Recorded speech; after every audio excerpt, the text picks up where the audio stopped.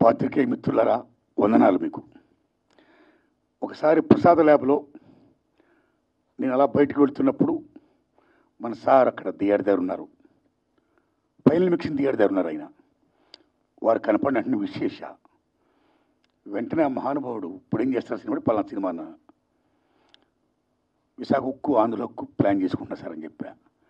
ఆయన ఒక మాట అన్నారు, నారాయణమూర్తి గారు మీ సినిమాలు సక్సెసా ఫెయిల్యూరా పక్కన పెట్టండి, మీరు చేసే ప్రతి అటెంప్ట్ కూడా ఒక అచీవ్మెంట్, మీకు ఎప్పుడు ఏ సహకారం కావాలని చేస్తాను అని ఆ మహానుభావుడు నేను అడగకుండా ఎంతో సహాయ సహకారం అందించాడండి.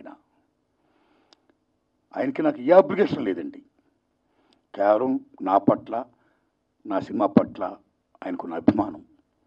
అందులో భాగంగా అయ్యా నేను యూనివర్సిటీ పేపర్ లీక్ అని ఎడ్యుకేషన్ సినిమా తీస్తున్నాను, దయించి మీరు చూడాలి, చూడడమే కాదు మీకు ఏమాత్రం నచ్చినా దయించి ప్రమోట్ చేసి నా సినిమా ప్రజలకు రీచ్ అయ్యేటట్టుగా హెల్ప్ చేయాలి అని నేను విజ్ఞప్తి చేయడం, నా విజ్ఞప్తిని మన్నించి ఆయన అమూల్యమైన టైంను కూడా నా కోసం వెచ్చించి నా సినిమాను చూసి ఈవేళ నా సినిమా గురించి ఆయన మాట్లాడుతున్నారంటే ఆయన నా హృదయపూర్వకంగా ధన్యవాదాలు చెప్తున్నాను.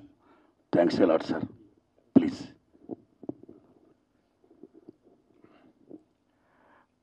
ఆయన ప్రేమతో చెప్తున్నారు కానీ యాక్చువల్గా ఆ రోజు నేను ఆయన కలిసినప్పుడు, అంటే ఎప్పటి నుంచో నేను భీమవరంలో సినిమాలో రాకముందు నుంచి, ఎందుకంటే ఆయనది 32 సినిమాల ప్రయాణం, అదేమి చిన్న ప్రయాణం కాదు. నేను ఎందుకు ఆ మాట చెప్పానంటే ఆయన సినిమా ఆడటం ఆడకపోవటం అనేది తీసి పక్కన పెట్టి ఆయన వన్ మ్యాన్ ఆర్మీ.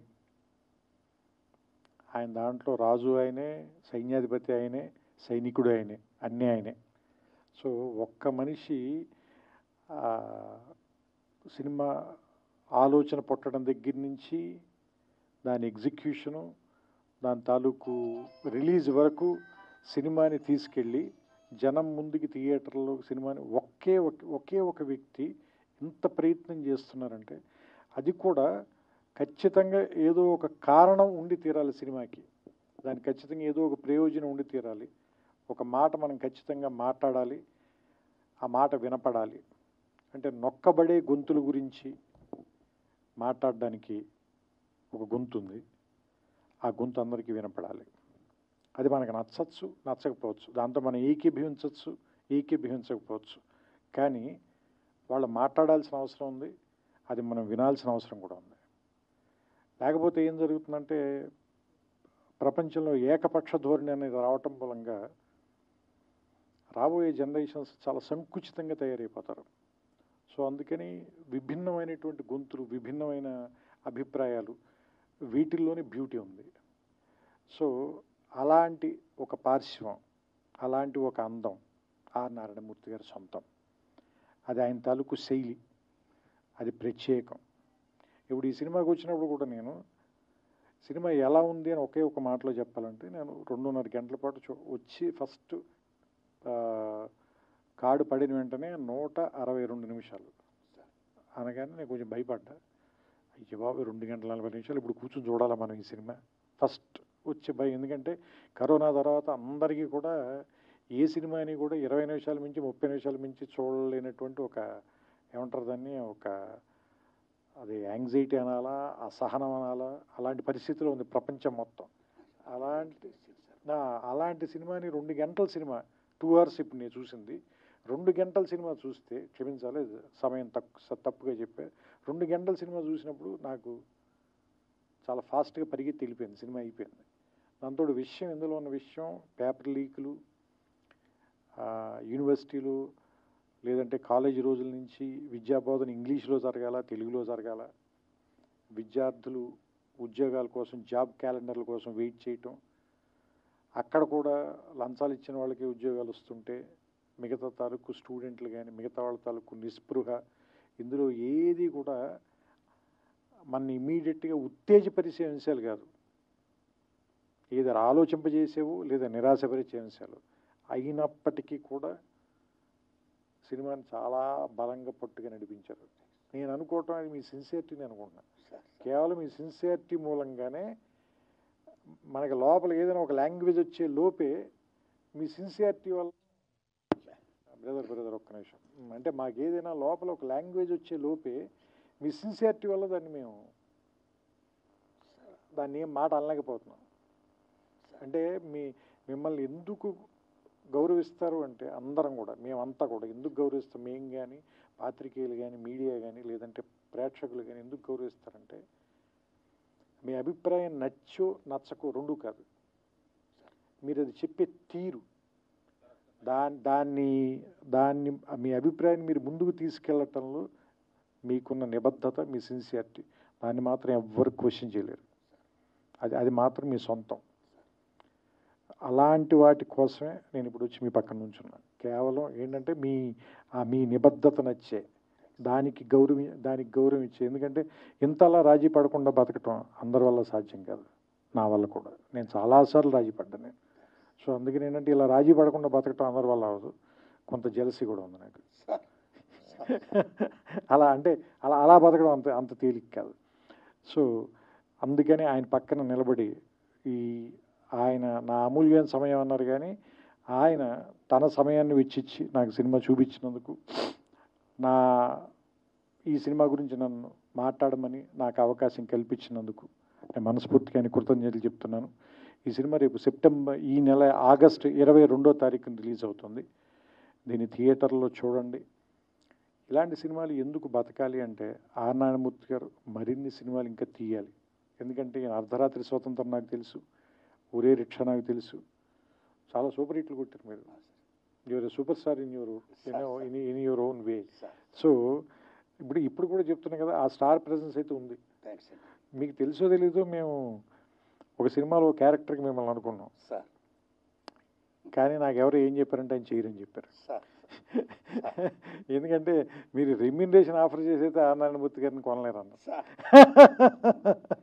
సో అంటే మీరు చెబితే ఎందుకు జనం ఇలాంటి విషయాలు మీరు చెప్తేనే ఎందుకు వింటారు అంటే, మీరు దాని డబ్బుల కోసమో సక్సెస్ కోసమో చెప్పరు, నిజంగా దాన్ని ప్రజలకు తెలియజేయాలని చెప్తారు కాబట్టి దాన్ని చూడడానికి వస్తారు, దాన్ని గౌరవిస్తారు. ఇప్పుడు నేను కూడా 2 గంటల పాటు నేను ఎందుకు గౌరవించి చూసి ఇక్కడికి వచ్చి మాట్లాడుతున్నానంటే దానికోసమే. సో ఈ సినిమా ఆడాలి. మీరు ఖచ్చితంగా నెక్స్ట్ సినిమా ఇంకా చాలా ఏమంటారు దాన్ని, కొంచెం ఎక్కువ డబ్బులు ఖర్చు పెట్టి ఇంకా మంచి ప్రొడక్షన్ వాల్యూస్తో తీయటానికి అవకాశం కలిగేలాంటి డబ్బులు ఈ సినిమా మీకు ఇవ్వాలని, అలాంటి సక్సెస్ వస్తుందని నేను కోరుకుంటూ, ఎస్పెషల్ ఇందులో నాకు ఆ గద్దర్ గారి పాట కూడా బాగా నచ్చింది. అది గద్దర్ గారు రాశారు, మీరు చెప్పిన తర్వాత నాకు ఇంకా ఆనందం వేసింది, ఎందుకంటే నాకు ఇష్టమైన రచయిత ఆయన. సో ఆయన పాట చాలా బాగుంది ఆ పాట మాత్రం. సో నేను ఆ పాట మీరే పాడారేమో అనుకున్నాను, ఎందుకంటే వాయిస్ విని కొంచెం రాగా ఉంది వాయిస్ అయింది. సో అంటే ఆ పాత రికార్డింగ్ని వాడుకున్నట్టున్నారు మీరు, అందుకని that was a good song తాత ముత్తాతలు ఆ song. And I like the film అండి, నాకు నచ్చింది సినిమా. సో మీ అందరికి కూడా నచ్చుతుందని ఆశిస్తున్నాను. మరోసారి మా కోసం ఇంత రాత్రి సమయం వరకు వెయిట్ చేసిన పాత్రికేయులందరికీ కూడా నా కృతజ్ఞతలు చెప్పుకుంటూ, నాకు అవకాశం ఇచ్చిన నారాయణమూర్తి గారికి మనస్ఫూర్తిగా నా అభినందనలు. అండ్ ఈ సినిమా సక్సెస్ అవ్వాలని నేను ఆకాంక్షిస్తూ ఆయనకి నా శుభాకాంక్షలు తెలియజేస్తాను. అయ్యో మీరు అలా అనకూడదు. Thank you sir, thank you all, thank you అండి.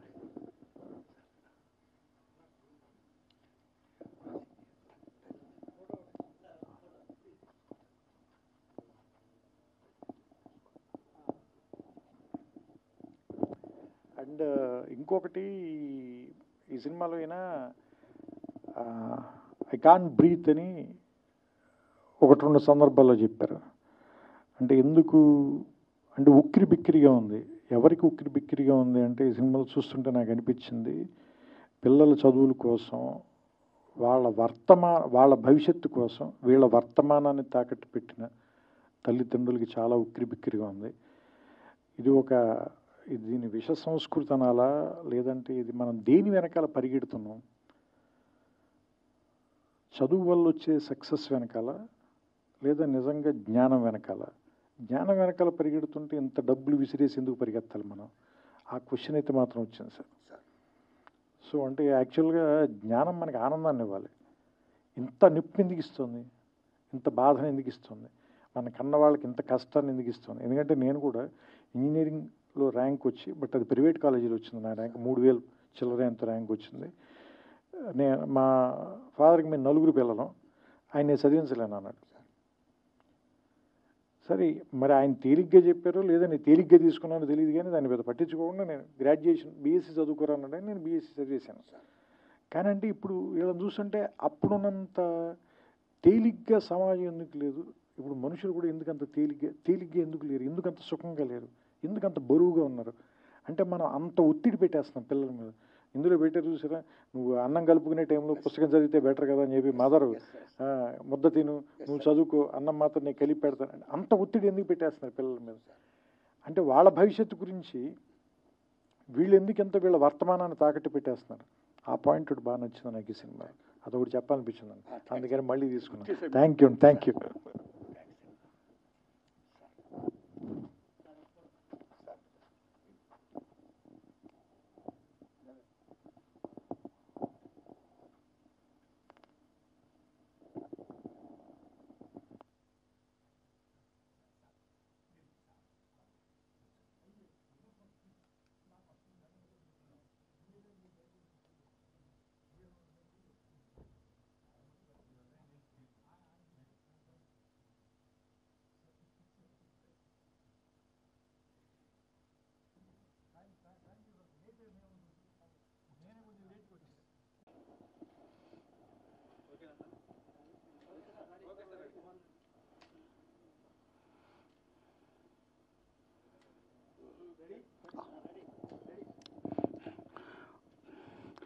పాత్రికేయ మిత్రులారా, త్రివిక్రమ్ శ్రీనివాస్ గారు నా విజ్ఞప్తిని మన్నించి వారు రావడం, నా సినిమా చూడడమే కాదు ఆయన మెచ్చుకోవడం, చాలా మంచి సినిమా తీసుకున్న నారాయణమూర్తిని మళ్ళా అభినందించడం, ఇది కేవలం విద్యార్థులే కాదు, తల్లిదండ్రులే కాదు, ఉపాధ్యాయులు మొత్తం అందరూ కూడా చూడదగ్గ మంచి సినిమా తీసావని ఆయన ఇలా చెప్తుంటే నాకు చాలా ఆనందం ఉందండి. వారికి హృదయపూర్వకంగా ధన్యవాదాలు చెప్తున్నాను సార్. ఈ సినిమా ఈ నెల ఆగస్టు 22వ తారీఖుని రిలీజ్ చేస్తున్నానండి. ఓ ప్రేక్షక దేవుళ్ళరా మీరు చూడండి. నా చిత్రం ఏమాత్రం బాగున్నా సరే 10 మంది చెప్పండి, ఆదరించండి. నేను ఇంకా ఇలాంటి చిత్రాలు తీయడానికి నాకు శక్తిని ప్రసాదించండి. వందనాలు మీకు. Thanks a lot. Thank you. ఈ టైం కూడా వచ్చారు మీరు పాత్రికేయ మిత్రులారా, మీ దండం పెడుతున్నాను.